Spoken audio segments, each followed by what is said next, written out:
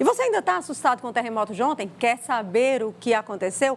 Novos tremores podem surgir? É isso que todo mundo está se perguntando hoje. A gente repassa esse questionamento para Gorete Santos, que está ao vivo com o geólogo Sidney Barros. Bom dia novamente, Gorete. Olá, Indira, novamente a você. Olha, não só podem, como já surgiram. A informação que nós temos aqui do geólogo Sidney Barros é que ontem mesmo ocorreram outros abalos em intensidade menor, como já estava previsto. A gente tem mais detalhes, então, a partir de agora, com ele, está aqui ao meu lado, o geólogo Sidney Barros, especialista no assunto, pode trazer essas informações para a gente acerca dessas especificações das causas de ontem e desses efeitos posteriores. Bom dia.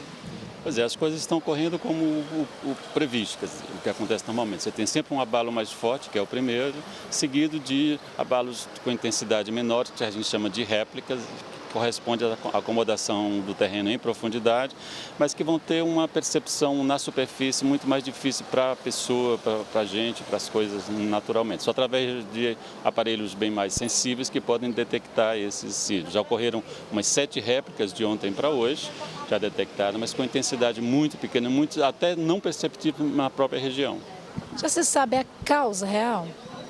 Hoje em dia a gente já com esses dados, com essas novas análises mais seguras e mais precisas, com várias informações que chegaram ao Centro Nacional de Observação, você já associa isso a um processo de movimentação de placas ou de falhas em profundidade. Quer dizer, são blocos que vão se acomodando e recebendo uma quantidade de energia pela movimentação das placas e de falhas e que liberam essa energia em profundidade e quando chega à superfície ela reflete através dessas movimentações de sismos ou abalos que podem ser catastróficos ou não em função da intensidade de cada um desses sismos.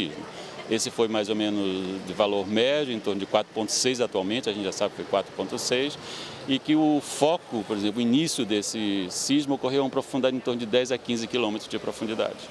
O caso aqui em Teresina já chegou numa intensidade menor em função da distância desse epicentro. Eu conversava com ele anteriormente, Indira, a respeito de outras informações que a gente tem aqui do solo de Teresina, por exemplo, a respeito das fendas. Nós já vimos em anos anteriores rachaduras em algumas ruas. E aí eu pergunto, isso pode ter alguma influência a um longo prazo, essas fendas no solo aqui na capital?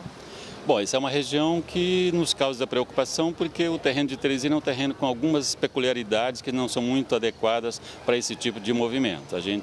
Atualmente nós temos um projeto lá na CPRM, Serviço Geológico do Brasil, que eu coordeno, que é um projeto dos afundamentos de Teresina, que já é uma coisa que há décadas atrás, desde a década de 80, nós já temos informações de alguns processos de afundamento em Teresina.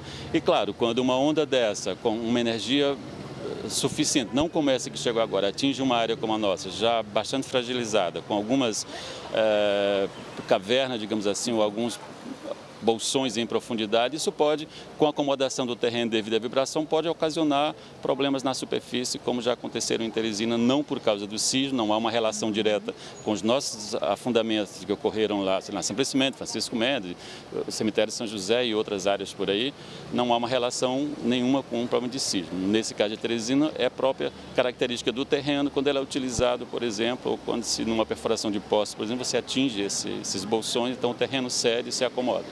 São situações de alerta, então, que podem influenciar em novas construções, a se pensar também nessa nova estrutura predial da capital?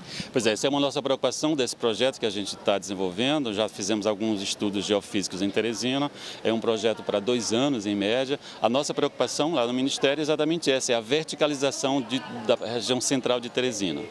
Não é só a região central que nos preocupa, porque também a região entre os rios e depois dos rios nós já temos problemas na região sudeste e na região leste.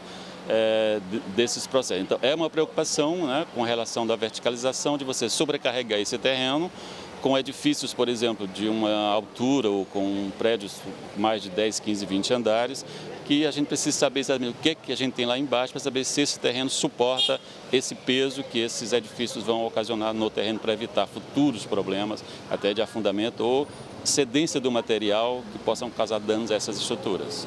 Quero agradecer então, geólogo Sidney Barros, com informações muito esclarecedoras aqui a todos nós no Notícia da Manhã. Indira.